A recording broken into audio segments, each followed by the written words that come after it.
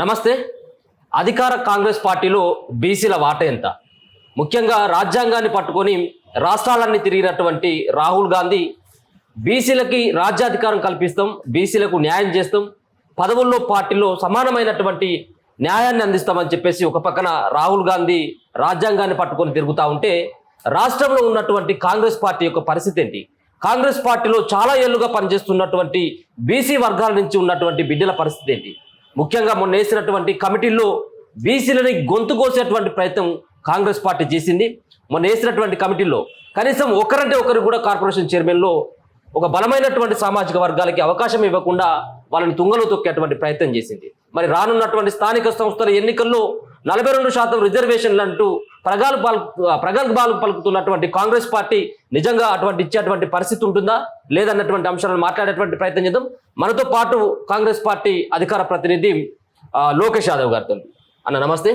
So ముఖ్యంగా చాలా రోజులుగా కాంగ్రెస్ పార్టీతో జర్నీ చేస్తూ ఉన్నారు. బట్టి విక్రమార్కతో కావచ్చు, మరొక పక్కన ఎన్ఎస్ఏలో అనేక రకాలైనటువంటి కార్యక్రమాలు చేపట్టడం జరిగింది.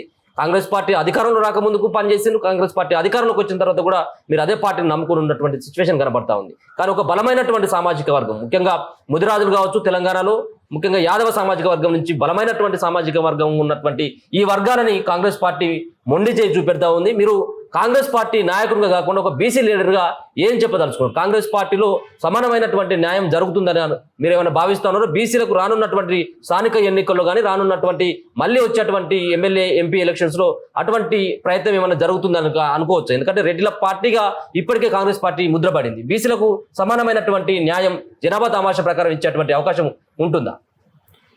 ఖచ్చితంగా ఉంటుంది. ఎందుకంటే కాంగ్రెస్ పార్టీ అనేది ఏ కులానికో, మతానికో, ప్రాంతానికో, వర్గానికో సంబంధించినటువంటి పార్టీ కాదు. ఒక సెక్యులర్ భావాలతో కూడిన పార్టీ. ఈ దేశంలో ఇంకా సమానత్వము, సామాజిక న్యాయము, సౌభ్రాతృత్వము ఇంకా ఉన్నది బతుకున్న దేశంలో అంటే అది కాంగ్రెస్ పార్టీతో సాధ్యమే. ఈ దేశంలో భారత రాజ్యాంగం పట్ల కానీ ఎస్సీ, ఎస్టీ, బీసీ, మైనార్టీ, ఆదివాసీ, గిరిజన వర్గాలు, పేద వర్గాల పట్ల ప్రేమ కానీ, వారి పట్ల గౌరవం కానీ, వారి పట్ల జరుగుతున్నటువంటి వివక్షత కూడా కాంగ్రెస్ పార్టీ ఇంకా దేశవ్యాప్తంగా శ్రీ రాహుల్ గాంధీ గారి నాయకత్వంలో పనిచేస్తున్నటువంటి కాంగ్రెస్ పార్టీ శరవేగంగా ముందుకు పోతుంది. మీరు అన్నట్టు కొన్ని సందర్భాల్లో కొంత ఈక్వేషన్స్లో కొంత జరిగి ఉండవద్దు. పూర్తి స్థాయిలో న్యాయం చేసింది కాంగ్రెస్ పార్టీ. ఖచ్చితంగా సమాన న్యాయం పాటిస్తుంది, అన్ని వర్గాలకి మేము ముందుకు పోతున్నామని చెప్పడంలో. ఎందుకంటే ఈ సోషల్ మీడియా ముందుకు వచ్చిన తరంలో ఈ ఆధునిక టెక్నాలజీ యుగంలో ప్రపంచమే కుగ్రామం అయిపోయినటువంటి ఈ క్రమంలో ఈ ప్రపంచంలో, ఈ దేశంలో, ఈ రాష్ట్రంలో ఏం జరుగుతుంది, ఏ కులాలకి ఎంత వాటా ఇస్తున్నారనేటువంటి ఒక వాదన వినపడుతుంది. ఈ క్రమంలో మీరు ఇందాకన్నట్టుగా కొంత బీసీలకి న్యాయం జరిగిన మాట వాస్తవం. జరిగినటువంటి వాటాలో యాదవులకి అన్యాయం జరిగిన మాట వాస్తవం. మీరు అన్నట్లు 37 కార్పొరేట్ చైర్మన్ ఇస్తే దాంట్లో ఒక్కడు కూడా ఇలేదంటే దాని సమాధానం మంత్రివర్గంలో కూడా మీకు అసలు చోటే లేదు కదా. గత బీఆర్ఎస్ పార్టీ సరే అది మందిని ముంచిందా, రాష్ట్రాన్ని దోచుకున్నదని రెండో అంశం. కానీ దాంట్లో బీసీలలో ముఖ్యంగా యాదవ సామాజిక వర్గం నుంచి అన్ని రకాలైనటువంటి పదవులు ఇవ్వడం జరిగింది. కానీ ఈ యాదవ సామాజిక వర్గం నుంచి ముదిరాజు సామాజిక వర్గాన్ని పూర్తిగా విస్మరించడం జరిగింది. అంటే ఒక పక్కన రాష్ట్రానికి కొత్తగా వచ్చినటువంటి ఇన్ఛార్జి మీనాక్షి నటరాజన్ కావచ్చు, మరో పక్కన బీసీగా ఒక అధ్యక్షుడు ఉన్నాడు ఇక్కడ, పిసిసి అధ్యక్షుడిగా. సో బతుకులు బీసీల యొక్క వాళ్ళ యొక్క రాజకీయ నాయకుల యొక్క తలరాతలు మారుతాయి కావచ్చు అనుకున్నాం. కానీ ఎక్కడ కూడా స్పష్టంగా కనబడట్లేదు. ఉదాహరణకు మీరు ఖమ్మం జిల్లా నుంచే ఉన్నారు, పిహెచ్డి చేసి చదువుకున్నటువంటి వ్యక్తికి మిమ్మల్ని బొక్కబోర్ల పడేసినటువంటి పార్టీ మీ పార్టీ. సో ఇంకా ఆ పార్టీని ఇంకా ఏ విధంగా వెనుకేసుకొచ్చేటువంటి ప్రయత్నం చేస్తూ ఉన్నారు? చూస్తూ ఉంటే కనబడతా ఉన్నది కదా. మొన్న వేసినటువంటి దాంట్లో ఎంతమంది కమ్మలు ఉన్నారు, కమ్మల జనాభా సంఖ్య ఎంత? ఒకసారి చూస్తే అది సిగ్గనిపిస్తూ ఉన్నది. మాలాంటి వాళ్ళు ఆ లిస్టు చూస్తే సిగ్గనిపిస్తూ ఉన్నది. ఎందుకంటే అది 1/2 మంది లేనటువంటి వాళ్ళకి డజన్ పదవులు ఇచ్చి ఇలా 60% ఉన్నటువంటి బీసీల గొంతులు నొక్కేటువంటి ప్రయత్నం చేస్తూ ఉంది. దీనికి ఏం సమాధానం చెప్తారు? లేదు, మీరు అన్నట్లు మొన్న కమిటీలో కూడా బీసీలకు సముచిత స్థానం కల్పించడం ఎన్ని వచ్చిందన్న? మన ఏదైతే మన ఇచ్చిన కమిటీల్లో బీసీల్లో కొన్ని వర్గాలకి అంటే యాదవుల్ని, ముదిరాజులకి న్యాయం జరిగిందా అంటే మిగతా కులాలకి, బీసీలో ఉన్న మిగతా కులాలకు కూడా పెద్దపేట వేయడం జరిగింది. సరే, యాదవులకి, ముదిరాజులకి కొంత జరిగిందన్నప్పుడు నామినేట్ పోస్టుల్లో కానీ మిగతా వాటిలో అకామిడేట్ చేస్తారనేటువంటి ఇప్పుడు మేము పిసిసి అధ్యక్షుల వారిని, అదేవిధంగా బట్టి విక్రమార్క గారిని, ఉత్తమ్ గారిని, అదేవిధంగా మిగతా నాయకులను కలిసినప్పుడు వారు ఒకటే చెప్పారు, కాంగ్రెస్ పార్టీ, ముఖ్యంగా కాంగ్రెస్ పార్టీ అనేది పేద వర్గాల కోసం, ఈ పార్టీ దళిత, గిరిజన, ఆదివాసీ, బీసీ వర్గాల కోసం ఈ పార్టీ ఏర్పడింది. ఈ పార్టీలో అన్ని వర్గాల సముచిత స్థానం కల్పించడం కోసం మేమంతా పనిచేస్తున్నాం చెప్పని రాహుల్ గాంధీ గారు చెప్పిన మాటను వారు చెప్పారు. దాని రాహుల్ గాంధీ గారి యొక్క ఇచ్చినటువంటి నినాదాన్ని అందిపుచ్చుకొని మేము పనిచేస్తున్నాం. నేను గత 2 దశాబ్దాల పైగా ఎన్ఎస్వై కానించి ఎన్ఎస్వై చేసిన, యూత్ కాంగ్రెస్ చేసిన, కాంగ్రెస్ పార్టీ జాయింట్ సెక్రటరీగా అధికార ప్రతినిధిగా కాంగ్రెస్ పార్టీ ఇచ్చినట్టు ప్రతి అంశాన్ని, ప్రతి వాదాన్ని, ప్రతి పిలుపునిచ్చి మేము పనిచేసినాం. ఈ పార్టీలో పనిచేస్తున్నామంటే కారణం ఈ పార్టీ యొక్క విధానాలు నచ్చి, ఈ పార్టీ ఖచ్చితంగా ఈ వర్గాలకు న్యాయం చేస్తున్నటువంటి ఒక నమ్మకంతో పనిచేస్తుంది తప్ప ఎక్కడ కూడా వేరే విధమైనటువంటి వాదనకి తావులేదు. ఈ రోజు జరిగేటటువంటి కార్యక్రమాలు మీరు చూస్తున్నప్పుడు ఖచ్చితంగా మన జరిగిన జంబో కమిటీలో ఖచ్చితంగా బీసీలకు న్యాయం జరిగింది. దానిలో మీరన్నట్టుగా యాదవులకు అన్యాయం జరిగినట్టు జరగవచ్చు. యాదవులకు సముచిత స్థానం కల్పించారా అంటే వాటా ప్రకారం, దామాషా ప్రకారం జరగకపోవచ్చు. కానీ నెక్స్ట్ వచ్చినటువంటి ఖచ్చితంగా కార్పొరేట్ చైర్మన్లో కానీ ఇంకే విధంగా ఉన్నాడు ఎక్కడ ఉన్నాయో ఖచ్చితంగా అకామిడేట్ చేసే కార్యక్రమం కాంగ్రెస్ పార్టీ పనిచేస్తుంది. ఆ సీఎంగా మా ముఖ్యమంత్రి రేవంత్ రెడ్డి గారు, అదే ఉప ముఖ్యమంత్రి బట్టి విక్రమార్క గారి నాయకత్వం ఈ రాష్ట్రం ముందుకు పోతుంది. ప్రజాప్రభుత్వంలో ఖచ్చితంగా వాటా కల్పిస్తారు, ఈ వర్గాలకు న్యాయం చేస్తారని చెప్పారు. మీ ద్వారా బీసీ వర్గాలకు కానీ యాదవ్ గొల్లకురంలకు అందరూ కూడా మేము చెప్తున్నాం. మీరు అన్న ప్రకారం గొల్లకురంలకు ఖచ్చితంగా ఈ బిగ్ కమ్యూనిటీ ఈ రాష్ట్రంలో గొల్లలు 26 మనం ఇచ్చినటువంటి సమగ్ర కుటుంబ సర్వే కానీ, అదే కేసీఆర్ గారు ఇచ్చినటువంటి సమగ్ర కుటుంబ సర్వే కానీ, మనం చేసినటువంటి కులగణన కార్యక్రమం కానీ 26 లక్షల మంది యాదవులు ఉన్నారు, 6 లక్షల మంది కుర్మలు ఉన్నారు. మొత్తం కలిసి గొల్ల కుర్మలు ఇద్దరు కలిసి కూడా 25 లక్షల మంది బిగ్ కమ్యూనిటీగా ఉంది. కాబట్టి ఈ వర్గాలకు ఖచ్చితంగా న్యాయం చేయాలనేది మా మీద కూడా ఒత్తిడి జరుగుతుంది. మాకు రోజు ఫోన్లు చేస్తున్నారు, జిల్లా నుంచి కూడా ఫోన్లు చేసి మీరు పార్టీలో పనిచేస్తున్నారు సముచిత స్థానం కల్పించకపోతే మీరు ఎవరి దగ్గర పోవాలి, ఏం చేయాలని చెప్పని ఒక బలమైనటువంటి వాదన అనిపిస్తుంది. కాబట్టి ఖచ్చితంగా మా రాష్ట్ర ముఖ్యమంత్రి గారు రేవంత్ రెడ్డి గారి మీద, బట్టి విక్రమార్క గారి మీద, అదేవిధంగా మా పిసిసి అధ్యక్షుడు మహేష్ కుమార్ గౌడ్ గారి మీద, అదే ముఖ్యంగా మా అగ్రనాయకుడు ఖర్గే గారు, అదేవిధంగా రాహుల్ గాంధీ గారి మీద పూర్తి నమ్మకం ఉంది. ఖచ్చితంగా రాబో కాలం మొత్తం కూడా బీసీ కాలం, ఈ బీసీ శకం రాబోతుంది. ఖచ్చితంగా యువత మొత్తం కూడా ఈ రాష్ట్రంలో కానీ దేశంలో కానీ 30 సంవత్సరాలు 40 సంవత్సరాలు లోబడినటువంటి 60% తెలంగాణ ప్రాంతంలో ఉన్నారు. అందుకని శరవేగంగా బీసీ జనాభాలో అగ్రభాగం ఉన్నటువంటి యువకులు మొత్తం కూడా ముందుకు వస్తున్నారు. సమాజంలో పడుతున్న రుగ్మతుల పట్ల కానీ, సమాజంలో వివక్షత పట్ల కానీ, పార్టీలో జరుగుతున్నటువంటి విధానపర నిర్ణయాల్లో ఎవరు వాటా ఎంత ఉంది, ఎవరు భాగస్వామ్యం దీంతో అని చెప్పి ప్రతి ఒక్కళ్ళు చూస్తున్నారు. కాబట్టి ఖచ్చితంగా మా పార్టీని కూడా అర్థం చేసుకుంటాం. మీ పార్టీలో ఇప్పటి వరకు చూస్తూ ఉంటే, సో మీరు 20-25 ఏళ్ళుగా మీరు ఆ పార్టీనే, మీలాంటి వాళ్ళు చాలా మంది ఉన్నారు, పార్టీ కోసం కష్టపడేటువంటి వాళ్ళు కావచ్చు, జైలుకు వెళ్ళి ఉద్యమాలు పాల్గొన్నటువంటి వ్యక్తులు చాలా మంది ఉన్నారు కాదనట్లేదు. కానీ ఏదైతే కొత్తగా వచ్చినటువంటి క్యాడర్కి, కొత్తగా పార్టీలో చేరినటువంటి వ్యక్తులకి పదవులు లభిస్తూ ఉన్నాయి. కానీ పాత వాళ్ళని మాత్రం ఆ విధంగా విస్మరిస్తుంది అని చెప్పేసి ఒక పేరుంది. గాంధీబాబులో అదే డిస్కషన్ అవుతుంది. యావత్ తెలంగాణ రాష్ట్రంలో కూడా పాత వాళ్ళకి ఏది పాతదేదో గొర్రెలమాడుగు, కొత్తదేదో బర్లమాడుగు అన్నటువంటి తీరుగా ఇలా కాంగ్రెస్ పార్టీలో ఉన్నటువంటి వ్యవహారం అంతా కనబడతా ఉంది. ముందు నుంచి ఉన్నటువంటి వాళ్ళని ఎందుకు కాంగ్రెస్ పార్టీ పట్టించుకోవట్లేదు? అట్లేం లేదు, పట్టించుకోకపోవడం అనేది ఏముండదు. ఖచ్చితంగా అంటే కొత్త వారికి ఒక దాంట్లో అవకాశం ఇచ్చారంటే పాత వారిని కూడా విస్మరిస్తారని కాదు. ఇక్కడ అర్థమైందంటే ఇంకొక దాంట్లో కొంతమంది పార్టీకి అవసరము, కొంతమంది అధికారంలో ఉన్నాం కాబట్టి అధికారపరమైనటువంటి పదవుల్లో కొంతమంది అవసరం ఉంటారు, కొంతమంది కార్పొరేట్ చైర్మన్లకు కొంతమంది అవసరం ఉంటారు, కొంతమంది అడ్వైజర్లకు కొంతమంది అవసరం ఉంటారు, కొంతమంది మంత్రులుగా అవసరం ఉంటారు, కొంతమంది సలహాదారులుగా అవసరం ఉంటారు, కొంతమంది కమిషన్ మెంబర్స్కి కొంతమంది అవసరం ఉంటుంది. వారిని ఎక్కువ తీసుకుంటారు. కొంతమంది పార్టీలో పనిచేసే వ్యక్తులు పార్టీ జనరల్ సెక్రటరీగా, పార్టీ వైస్ ప్రెసిడెంట్గా, పార్టీ వర్కింగ్ ప్రెసిడెంట్గా, ఈ విధంగా పార్టీ 2 భాగాలుగా ఉంటుంది. పార్టీ నిర్మాణం ఒకవైపు, పార్టీలో అధికారం వచ్చిన అధికారం ఒకవైపు, అధికారం పార్టీ నిర్మాణం రెండు కూడా కలిసి పనిచేస్తేనే ప్రభుత్వం నడుస్తుంది, పార్టీ నిర్మాణం ఉంటుంది. కాబట్టి ఈ రెండింటిని బ్యాలెన్స్ చేస్తూ ముందుకు పోవాలి. ఆ ముందు పోయే క్రమంలో పెద్దలు ఏం నిర్ణయం తీసుకున్నారన్నది నేను అంతర్గత పార్టీలో ఉన్న పార్టీని చాలా కీలకంగా ఉన్న వ్యక్తులు మేము మాట్లాడే అంశం కాదు ఇది.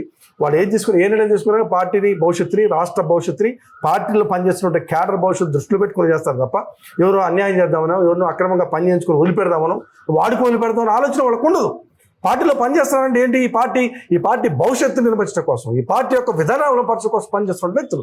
ఈ ప్రజాప్రభుత్వంలో రాక్షస క్రీడ లెక్క అంతకుముందు పనిచేసినటువంటి 10 సంవత్సరాలు వాళ్ళ ఒక రాజులు, మిగతా వాళ్ళంతా భటులు, సామంతులు, ఒక గులాంగిరి చేసినటువంటి ఒక బానిసల లెక్క పనిచేస్తారు. అలాంటి దాన్ని ముళ్ళ కంచెల్ని పటాపంచలు చేసి ఆ గడిని బద్దలు కొట్టి ఈరోజు ప్రజాప్రభుత్వం మనం ఉన్నాం. ఈ ప్రపంచం చూస్తుంది, ఈ ప్రజలు చూస్తున్నారు. కాబట్టి ఈ ప్రజాప్రభుత్వంలో మాటికి ప్రజాప్రభుత్వం చెప్తున్నటువంటి మనం తప్పు చేస్తాము, ఈ వర్గాలకి పేదవాళ్ళకి అన్యాయం చేస్తామని చెప్పి మీరు అన్నట్టుగా వాళ్ళు చేస్తారని నేను భావించట్లేదు, తెలంగాణ సమాజం భావించట్లేదు. ఖచ్చితంగా న్యాయం జరిగింది. రాబోయే కాలం మొత్తం కూడా బీసీ శకం ప్రారంభమైంది. బీసీ 60% మంది ఈ తెలంగాణ ప్రాంతంలో కానీ దేశంలో కానీ ఉన్న జనాభానికి ఖచ్చితంగా దామాషా ప్రకారం వాటా జరిగి తీరుతుందని చెప్పి మేము భావిస్తున్నాం. ఈ వర్గాలు మొత్తం భావిస్తున్నాయి. అదేవిధంగా శ్రీ రాహుల్ గాంధీ గారి నాయకత్వంలో పనిచేస్తుంటాం మేమంతా కూడా ఖచ్చితంగా విశ్వాసం ఇస్తున్నాము. ఒక మీరు అన్నట్లుగా ఒక అదే ఈ స్థానిక సంస్థల్లో కాదు, చట్ట సభల్లో కూడా ఎంపీ ఎమ్మెల్యే ఎలక్షన్లో కూడా అవసరమైతే చట్టాలు చేసుకో దాంట్లో రిజర్వేషన్ కల్పించే బీసీలకి రిజర్వేషన్ కల్పించే కార్యక్రమాన్ని రాహుల్ గాంధీ గారి నాయకత్వంలో ప్రయత్నాలు జరుగుతున్నాయి. ఒకవేళ ఈ రిజర్వేషన్లు అమలు కాకుండా మళ్ళీ ఎన్నికలకు పోయినట్టయితే కాంగ్రెస్ పార్టీ పరిస్థితి ఏ విధంగా ఉంటుంది? ఇచ్చినటువంటి ఆ మాటకు కట్టుబడి లేకుండా కోర్టులో అడ్డం వచ్చినాయి లేకపోయినట్టయితే కేంద్రం అడ్డుకున్నది అన్నటువంటి ఆ భావనతో ఇది ఎత్తేసేటువంటి ఇది తప్పించుకున్నటువంటి ప్రయత్నం చేస్తే రేపు కాంగ్రెస్ పార్టీ పరిస్థితి ఏ విధంగా ఉంటుంది? లేదు, మేము ఇప్పుడు దేశంలో భారతదేశ చరిత్రలో ఏ రాష్ట్రంలో కూడా జరిగినటువంటి విధానాన్ని ఎవరు చేయనంటే సాహసోపదనాన్ని మా ముఖ్యమంత్రి గారు, మా ఉప ముఖ్యమంత్రి గారు, ఈ ప్రభుత్వం చేసింది. మా మంత్రులందరూ కలిసి చేశారు. కులగణన చేపట్టి దేశంలో ఎక్కడ జరగలేదు. మొట్టమొదటిసారిగా తెలంగాణ ప్రాంతంలో కులగణన చేసినాం. బీసీలు ఎంతమంది ఉన్నారు, ఎస్సీలు ఎంతమంది ఉన్నారు, ఎస్టీలు ఎంతమంది ఉన్నారు, కులాల వైడ్గా మొత్తం లెక్కలు చేసి ఈరోజు మేము రాజకీయ రిజర్వేషన్ కల్పించుకొని ముందుకు వచ్చినాం. ఇంత సాహసోపేత నిర్ణయం చేసి మేము చట్టం చేసి మేము అమలుపరుస్తూ చెప్పిన తర్వాత వెనక్కిపోవటం అనేది ఉండదు. ఖచ్చితంగా మేము ఏదైతే చెప్పినామో ఏదైతే లెక్కలు తీసినామో లెక్కల ప్రకారం చట్టానికి లోపలి. ఇప్పుడు ఏంటంటే ప్రతి అంశాన్ని కూడా మనం ప్రభుత్వం ఒకటి, మేము పార్టీగా మేము ఒకటి అనుకుంటాము, చట్టాలు ఒకటి విధంగా ఉంటాయి, కోర్టులు దానికి సంబంధించినటువంటి విధానాలు వేరుగా ఉంటాయి. కాబట్టి ఇప్పుడు మీరు అన్నట్టుగానే బీసీలకు సంబంధించినటువంటి మీ ఉన్నటువంటి మంత్రివర్గంలో బీసీల స్థానాలు ఎన్ని? మొన్న ఇచ్చినటువంటి దాంతో 3 అంటే మీకు 60% సరిపడా 3 సరిపోయినట్టేనా? అంటే ఇప్పుడు 3 ఉన్నారు. మొన్న ఇప్పుడు దళితులు ఈ రాష్ట్రంలో కానీ పోయిన 10 సంవత్సరాలు తెలంగాణ బీసీలకు వచ్చేటువంటి స్థానిక సంస్థలు పక్కకు పెట్టేది. ఇప్పుడు ఉన్నటువంటి మీ మంత్రివర్గంలో ఇదే అమలు చేయట్లేదు. రేపు రానున్నటువంటి ఎలక్షన్ ఏ విధంగా కాంగ్రెస్ పార్టీ ఉంటుంది జనాలు? ఇంకా ఉన్నాయి కాబట్టి నేనేమంటానంటే ఇంకా ఉన్నాయి, ఇచ్చే ఉన్నాయి కాబట్టి దాంట్లో ఖచ్చితంగా బీసీలకు అవకాశం కల్పిస్తారు. అదేవిధంగా మొన్న మీరు చూసారు కదా, మొన్న ఎప్పుడు కనీ విరిగిన రైతులు మన తెలంగాణ రాష్ట్రం ఏర్పడిన తర్వాత దళితుల్ని పక్కన కూర్చోబెట్టుకోవడానికే ఒక అంటరాని మంత్రులు, సహచర మంత్రుల్ని కూడా కేసీఆర్ లాంటి వ్యక్తులు, మంత్రి పేరు ఎందుకని మంత్రుల్ని కూడా జరగా నెట్టేసిన సందర్భంలో ఈరోజు కాంగ్రెస్ పార్టీ వాళ్ళ హక్కులు చేసుకొని ఇవాళ మాలల నుంచి ఇద్దరిని, మాదిగల నుంచి ఇద్దరిని చేసుకొని ఒక మాల కమ్యూనిటీకి అగెస్ట్గా మళ్ళీ మేము డిప్యూటీ స్పీకర్గా మేము అవకాశం కల్పించాం. ఒక గిరిజనుని డిప్యూటీ స్పీకర్ కల్పించిన, ఒక డిప్యూటీ సీఎంని ఒక దళితుని చేస్తున్న పార్టీ, ఒక బీసీ నాయకుడిని గౌడ సోదరుని పిసిసి అధ్యక్షుడు చేసిన పార్టీ. ఈ పార్టీలో ఎక్కడ కూడా మీరు చూడండి ఒకసారి, సామాజిక న్యాయం, అన్ని వర్గాలకి న్యాయం, బీసీలు, ఎస్సీలు, ఎస్టీలు అందరికి కూడా న్యాయం చేసే పార్టీ కాంగ్రెస్ పార్టీ అని చెప్పని క్లియర్ కనబడుతుంది. ఇక్కడ 10 సంవత్సరాల అధికారంలో ఉన్నటువంటి పార్టీ ఎక్కడ సామాన్య పార్టీ ఇచ్చిందా? బర్తరఫ్ చేశారు ఒక దళితుడిని, ఒక మాదిగ సామాజిక చేసిన ఒక రాజయ్య గారిని భర్తలపై గెంటేసింది మంత్రివర్గం చెప్పకుండా. అంతటి అవమానకరమైనటువంటి విషయం ఎక్కడ ఉందా ఇది ఈ రాష్ట్రంలో? మేము వాళ్ళ హక్కులు చేసుకున్నాం, కౌగురించుకుంది ఈ పార్టీ పెద్దపేట వేసింది వాళ్ళకి, ఆ వర్గాల మొత్తం కూడా. అదేవిధంగా బీసీలు కూడా ఖచ్చితంగా రాబో కాలంలో దళితులకి, గిరిజనులకి, ఎస్సీ ఎస్టీ అందరికి కూడా ఏ విధంగా జరుగుతుందో బీసీలు కూడా ఖచ్చితంగా న్యాయం చేసినటువంటి పార్టీ రాహుల్ గాంధీ గారి నాయకత్వంలో, మేమంతా ఖర్గే గారి నాయకత్వంలో ముందుకు పోతున్నాం.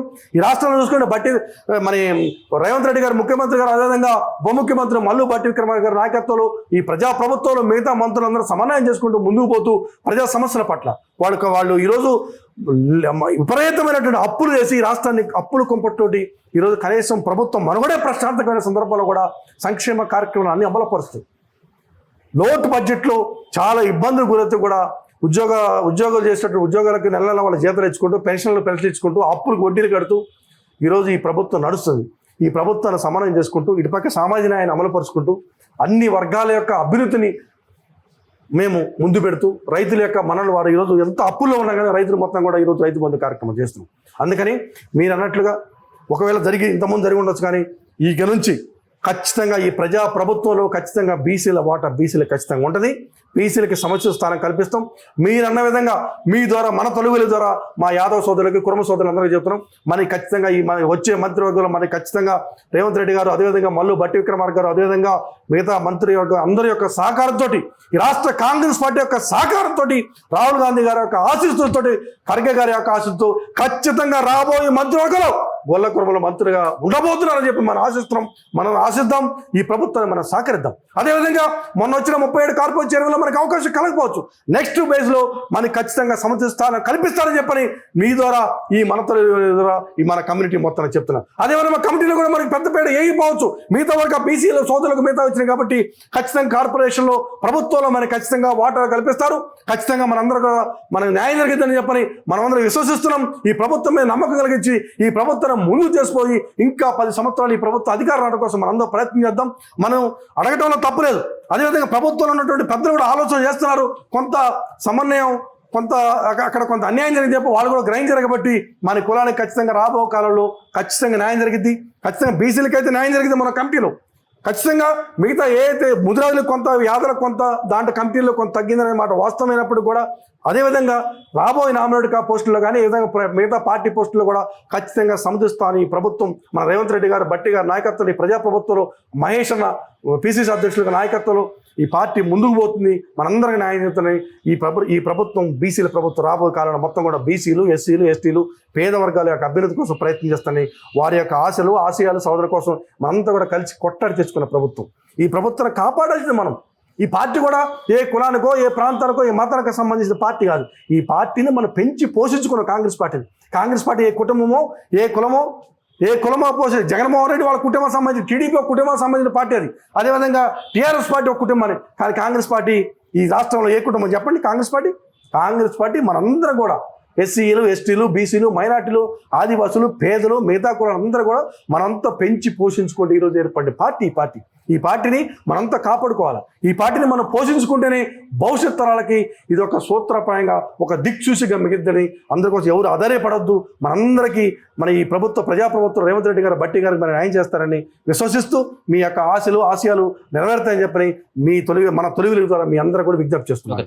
Thank you so much. చూద్దాం మరి ఇప్పటికైతే బీసీలకైతే కాంగ్రెస్ పార్టీ మరి ఇచ్చిందైతే ఏం లేదు. ఎందుకంటే మంత్రివర్గంలో కూడా బీసీలకు సంబంధించినటువంటి ఆ స్థానాలు అంతంత మాత్రమే ఉన్నాయి. సో రానున్నటువంటి రోజులలో ఒక పక్కన ముదిరాజుకు అతిపెద్ద సామాజిక వర్గమైనటువంటి ముదిరాజు సామాజిక వర్గం నుంచి వాకాడి శ్రీహరికి ఇచ్చారు. మరొక పక్కన మొన్న కూడా ప్రెస్ మీట్ పెట్టి బీర్లా ఎలయ సైతం కూడా తన గొంతును, తన వాయిస్ను కూడా వినిపించడం జరిగింది. గొల్ల కుర్మలకు, యాదవులకి ఖచ్చితంగా కూడా మంత్రి పదవి ఇవ్వాల్సిందే అని చెప్పేసి ఆయన కూడా చెప్తా ఉన్నారు. మరొక పక్కన ఇప్పుడు రానున్నటువంటి కమిటీలలో సైతం కూడా బీసీలకి ఖచ్చితంగా పెద్దపీట వేసేటువంటి పార్టీ కాంగ్రెస్ పార్టీ అన్నటువంటి భావనని లోకేష్ యాదవ్ అయితే చెప్తా ఉన్నారు. చూద్దాం రానున్నటువంటి రోజులలో బీసీలని ఓన్ చేసుకుంటుందా, లేకపోతే కాంగ్రెస్ పార్టీ దూరం చేసుకుంటుందా? ఇది రానున్నటువంటి భవిష్యత్తు కాంగ్రెస్ పార్టీ అధికారంలోకి వచ్చేందుకు ఇది ఒక పెద్ద నినాదం అని చెప్పేసి చెప్పుకోవచ్చు కాంగ్రెస్ పార్టీకి. ఒకవేళ బీసీలను విస్మరించినట్టయితే కొంచెం పరిణామాలు తీవ్రంగా ఉండేటువంటి అవకాశం అయితే స్పష్టంగా కనబడతాయి. ఎందుకంటే ఇప్పుడు బీసీలకు సంబంధించినటువంటి వ్యవహారం నడుస్తుంది. బీసీలు చైతన్యవంతులైన, బీసీల యొక్క రిజర్వేషన్ల పెంపు ఉన్నటువంటి సందర్భంలో బీసీలే రేపు ఏ పార్టీనైనా నిలబెట్టాలన్నా,